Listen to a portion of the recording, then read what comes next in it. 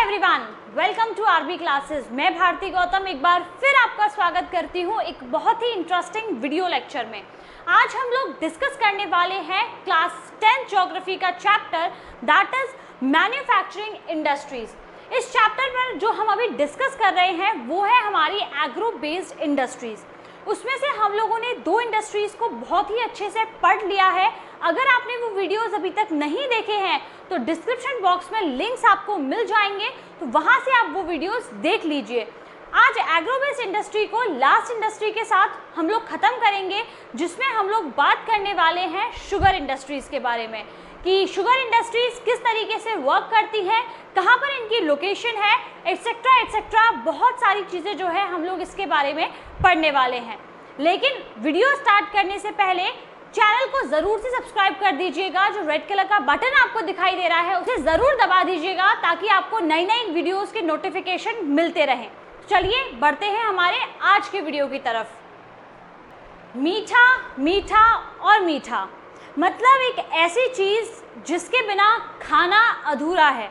अगर खाने के बाद मीठा नहीं खाया तो खाने का मज़ा ही नहीं आता। मतलब ओवरऑल अगर मैं बात करूँ तो मीठे का हमारी लाइफ में एक बहुत ही इम्पॉर्टेंट रोल है। वो मीठा जो मिठास होती है वो हमें कहाँ से मिलती है? वो मिलती है हमें चीनी से। यानी कि जो शुगर होती है वो मिठास हमारे लाइफ में लेकर आती है। लेकिन वो शुगर बनती कैसे है, किससे बन के आती है, ये आपको पता है कि शुगर जो है किससे बनती है? शुगर केन से बनती है, गन्ने से बनती है। लेकिन बनती कहाँ है, क्या प्रोसीजर है, उसके प्रोडक्शन का क्या तरीका है, ये सारी चीज़ों के बारे में आज हम लोग बात करने वाले हैं, जो कि शुगर इंडस्ट्री के रूप में हम लोग बात करेंगे।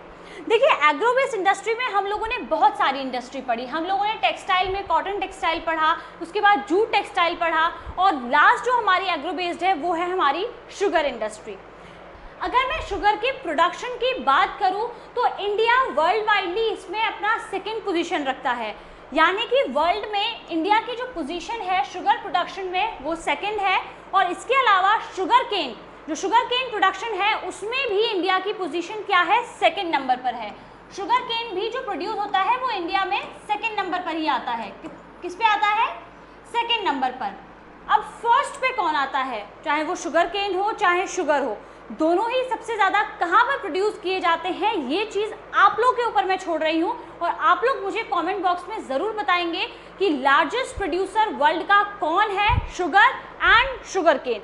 दोनों का ही बताना है आपको, ज़रूर बताइएगा कमेंट में, बिल्कुल भी भूलिएगा मत। अगर मैं बात करूँ तो शुगर केन से केवल चीनी नहीं बनती है, उसके अलावा भी बहुत सारी चीज़ें हैं जो कि बनाई जाती हैं, जिसमें एक है हमारा गुड़ और दूसरी है खानसारी। आप लोगों ने दोनों ही चीज़ें खाई होंगी। गुड़ का एक अपना ही अलग महत्व होता है, एक अलग इम्पॉर्टेंस, एक अलग टेस्ट है, और वैसे ही खानसारी की अपनी इम्पॉर्टेंस है। तो ये भी किससे बनाया जाता है? ये भी शुगर केन से बनाया जाता है। इंडिया में इन दोनों ही आइटम्स को बहुत ज़्यादा पसंद किया जाता है और इंडिया इसीलिए इनका सबसे लार्जेस्ट प्रोडक्शन करता है। इनके प्रोडक्शन में इंडिया नंबर 1 पर है कि यहाँ पर इसको काफ़ी पसंद किया जाता है और इसे बाहर भी भेजा जाता है। क्लियर है? शुगर केन और शुगर के प्रोडक्शन में इंडिया सेकंड नंबर पर स्टैंड करता है, और गुड़ और खानसारी के प्रोडक्शन में इंडिया नंबर 1 पर आता है। यहाँ तक आपको बात समझ में आई? अब बढ़ते हैं हम लोग आगे। अगर मैं बात करूँ तो इसका सबसे ज़्यादा जो लोकेशन है, जो इसकी इंडस्ट्रीज़ लगाई जाती हैं, वो कहाँ पर लोकलाइज हैं, कि यहाँ जो चीज़ें डिपेंड करती हैं वो रॉ मटेरियल पर बहुत ज़्यादा डिपेंड करती हैं कि रॉ मटेरियल हमें कहाँ पर मिल रहा है। इसके अलावा ट्रांसपोर्टेशन फैसिलिटी कैसी है, चीप लेबर हमें मिल रही है या फिर नहीं मिल रही है। ये सारी चीज़ों को देखने के बाद ही हम लोग एक जगह पे इंडस्ट्री लगाएंगे, ये चीज़ हमें पता है। चलिए देखते हैं कि यहाँ पर शुगर मिल्स को कहाँ कहाँ लगाया जा रहा है।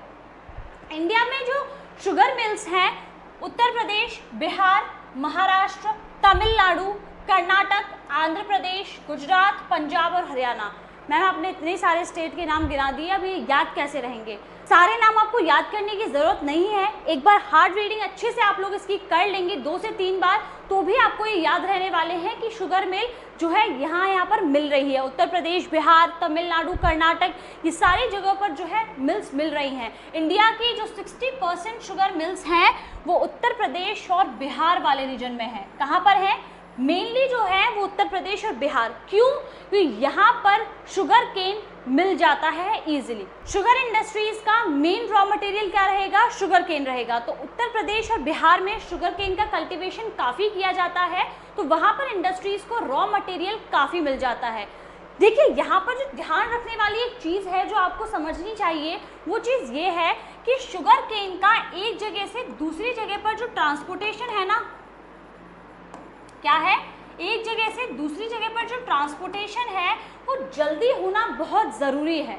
अगर उसमें टाइम लगता है तो हमारी जो शुगर की क्वालिटी है वो कम होती जाएगी। अब ऐसा क्यों है कि कम होती जाएगी? देखिए सबसे पहली चीज़ तो ये कि ये वो इंडस्ट्रीज़ हैं जिन्हें बल्क में रॉ मटेरियल चाहिए। किसमें?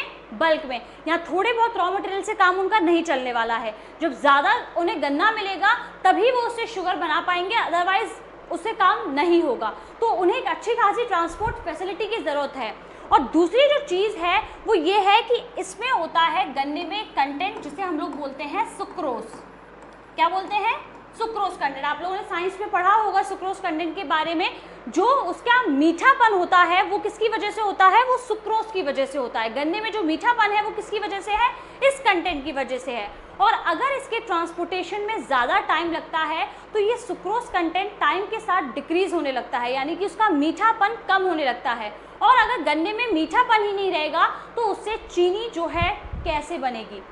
क्योंकि उस मीठेपन से ही उस चीनी को बनाया जाता है। गन्ना ही मीठा नहीं रहेगा तो फिर चीनी किस तरीके से बनाई जाएगी? तो वहाँ पर वो प्रोडक्शन रुक जाता है, काम काफ़ी ज़्यादा हम लोग नहीं कर पाते हैं, एफिशिएंसी काम में हमारे में नहीं आ पाती है। तो बहुत ज़रूरी है कि हम लोग टाइम से जो है चीज़ों को डिलीवर करें। फील्ड से हम लोग डायरेक्टली मिल्स तक जो सामान पहुंचा रहे हैं, जो रॉ मटेरियल हम पहुंचा रहे हैं, वो बहुत ज़रूरी है कि टाइमली पहुंचे।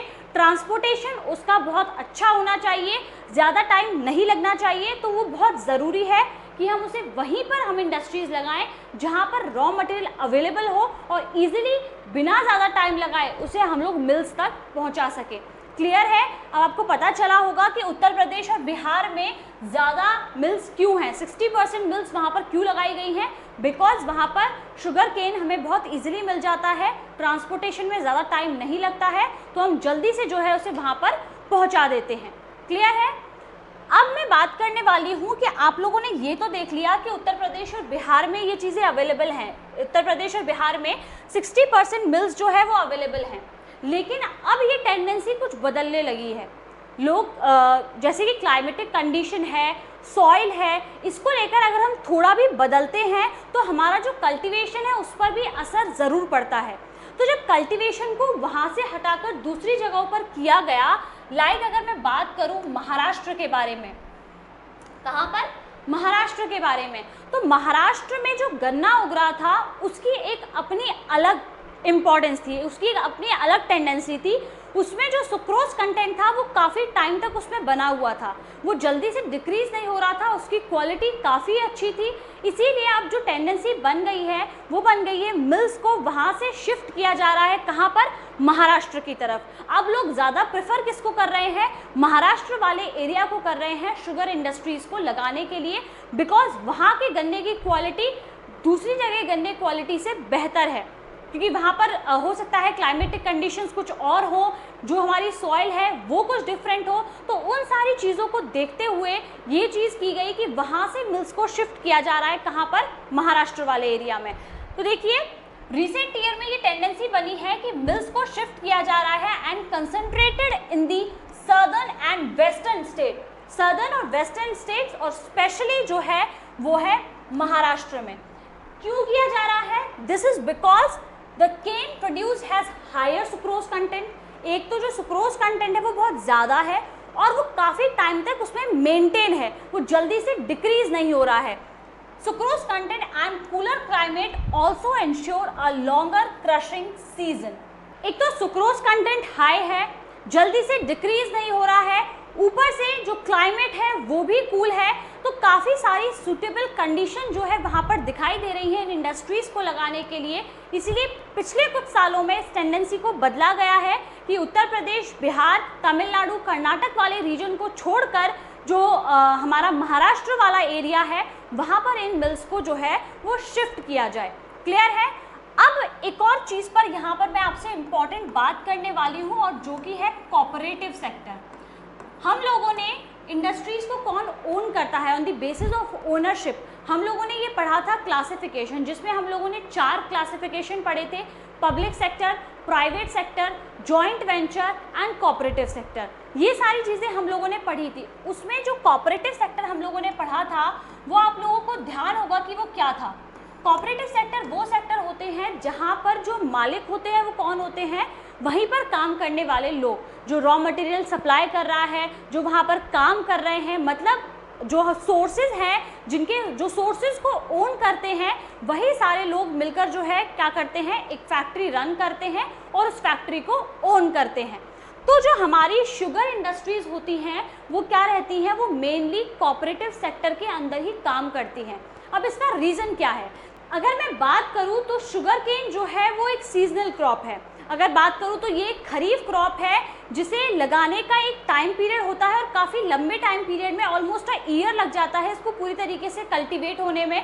इसी वजह से अगर केवल एक किसान इसकी खेती करता है और उसको जो है मिल्स में पहुंचाता है, तो उस टाइम पर तो मिल्स वर्क करेंगी और बाकी के सीज़न में फिर मिल्स क्या करेंगी। इसीलिए बहुत ज़रूरी है कि कभी कोई किसान इस खेती को कर रहा है तो दूसरा किसान कुछ और कर रहा है, फिर वो दूसरा किसान भी उस खेती को करेगा, तो मतलब सारे लोग मिलकर जो है इस खेती को करते हैं। आसपास एक रीजन में रहने वाले जो किसान हैं वो ज़्यादा से ज़्यादा गन्ने की खेती करते हैं ताकि इन इंडस्ट्री को पूरे साल जो है काम मिलता रहे, रॉ मटेरियल मिलता रहे और ये लोग अपने प्रॉपरली एक साल भर जो है वो लोग काम करते रहें। तो सोर्सेज की एक चेन बनी रहनी बहुत ज़रूरी है और एक अकेला किसान जो है इस चेन को नहीं बना सकता।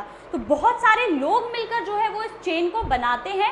इसी वजह से जो हमारी शुगर इंडस्ट्रीज़ हैं वो किसके अंदर आती हैं, वो हमारी कोऑपरेटिव सेक्टर के अंदर आती हैं, क्योंकि शुगर केन एक सीजनल क्रॉप है, खरीफ क्रॉप है, जिसे ऑलमोस्ट अ ईयर लगता है।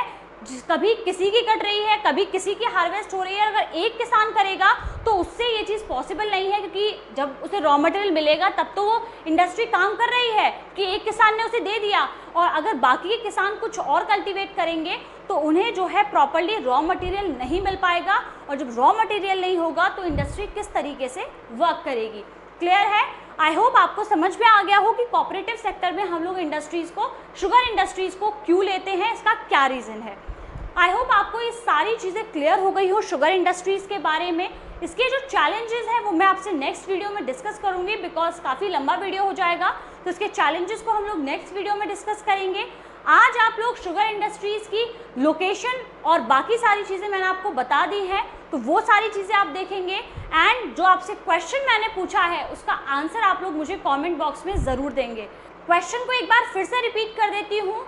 Largest producer of sugar and sugar cane world widely, world बताना है आपको, वर्ल्ड का शुगर एंड शुगर केन दोनों का प्रोड्यूसर, लार्जेस्ट प्रोड्यूसर। इसका आंसर आप लोग मुझे कमेंट बॉक्स में ज़रूर देंगे। आई होप आपको आज का वीडियो अच्छा लगा हो, कुछ नया, कुछ नॉलेजेबल जानने को मिला हो। अगर वीडियो पसंद आया है तो लाइक करना बिल्कुल भी मत भूलिएगा। अपने फ्रेंड्स के साथ वीडियो को ज़रूर शेयर कीजिएगा। मिलते हैं नेक्स्ट वीडियो में, तब तक के लिए अपना ध्यान रखिए, अच्छे से पढ़ाई करिए। Thank you very much everyone, bye bye.